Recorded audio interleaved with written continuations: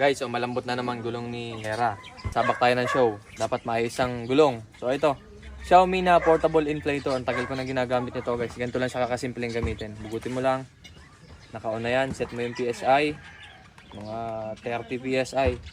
Salpak natin dito kay Hera. Ganito lang siya guys. Bit mo lang sa pito. Parang tornilyo. Tapos ang PSI na lang niya ngayon ay 18. Kargahan natin para matigas.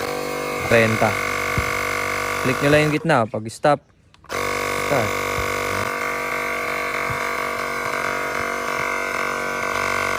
Dagdagan pa natin. 35.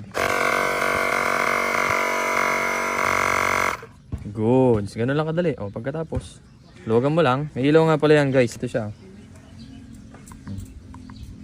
Diba? Pang emergency yan guys. Kotse, kaya rin nito. Ito, pwede siya pang bike, pang motor, pang kotse, pang scooter, pang bola.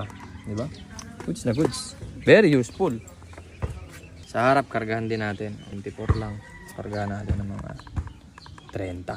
Tapos dagdag pa nga.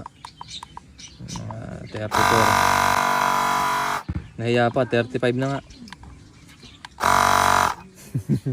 Goods. Makadaling gamitin na ito guys. Check out nyo na dyan sa Yellow Basket.